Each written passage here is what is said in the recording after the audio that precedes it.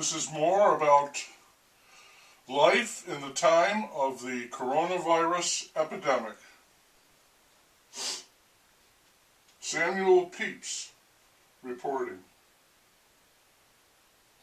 I don't know how many lawsuits the Trumpet filed, but it was a lot. Judges are now tossing them out one by one and in sets of 5. Insiders, never named, say he knows he cannot win, but he still will not concede. He's being a nasty, despicable Trumpet to the very end. And in the end, assuming we come to an end, because of his behavior, he is going to be the villain in a story that really doesn't have a hero, unless it is the group, en masse, the left, that defeated him.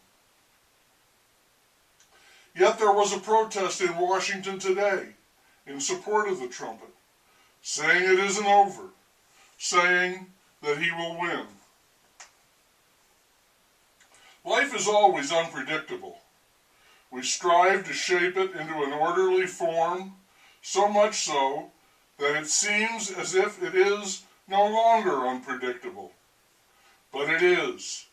And then there are those times, usually in war or pestilence, when it is emphatically so. This is certainly one of those times. We are not in control. That is hard to accept. There is an expression, control freaks. We are all, to some extent, control freaks. We want life to go the way we want it to go. We have stories about heroes, people who remain in control when everything is going haywire. Captain, commander, admirals, generals, sports stars, role models for us to emulate.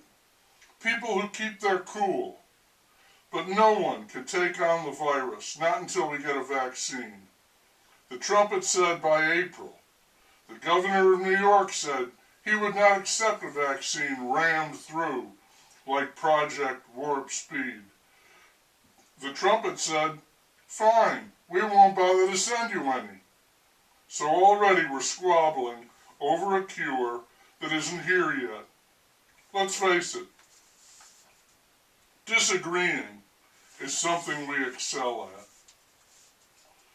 When your compass for life is, I don't know anything for certain, and things can get a lot worse in a hurry, that's got to be a sign that you're in trouble. You might think about limiting your interactions with the world, but we're not going to do that. Prudent. It's very hard to know what is a prudent course. Moderna, a drug company, says it has a fully tested vaccine that is 95% effective and can be stored in a refrigerator. Time goes by, and still the Trumpet refuses to concede. Far from it. He claims victory. All of his lawsuits continue to be brushed aside, and sentiment is growing against him as an obstructionist, but he is steadfast. He will not concede. Obama Llama was on 60 Minutes last night. He had the full hour entitled The 44th President. His interviewer called him Mr. President every time he spoke. Every question was a gentle softball, not really a question at all, but an appeal for the man to speak.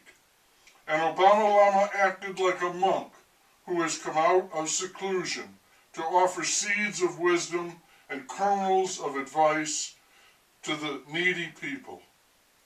He and the interviewer referred to the Trumpet as either childish or someone who has lost his mind, lost his way, lost contact with the American people. The main reason Obama Llama was on the show was to plug his book, shown many times, The Promised Land. He said he called it that because of his fervent hope that America will strive to reach that better place. I think he called it that because he personally has reached it. Plus, if book sales are good, and they will be, the milk and honey will really flow. Milk and honey is a good way to think about Obama Lama, because when you see him and hear him, it is all pure milk and honey. That is in strict opposition to the trumpet, who comes across more like a poisonous blowfish. Corona crazy is really having its day. But then, this is the year 0 CE. The trumpet insists that he is the president. The Panderman wants to appear presidential, so he periodically addresses the nation on the virus and the economy. He has nothing to say, but it is important that he says it so that people will remember that he is, or says he is, the president-elect. All that we the people get is a clown show. But I should emphasize that nutty as reports and comments make him seem, the trumpet got over 70 million votes, and every one of them is still supporting him. They agree that the voting was rigged. They know it will be very hard to prove. Reports picture the trumpet as a defiant recluse, the White House an Alamo. He's holding out for as long as he can. But many people think he's right. When they protest, they are often attacked. Nearly all the media say it is over, so that makes him out to be a nut, a dangerous nut. He insists he was cheated and will not concede. As ever, I don't know, and this could get a lot worse.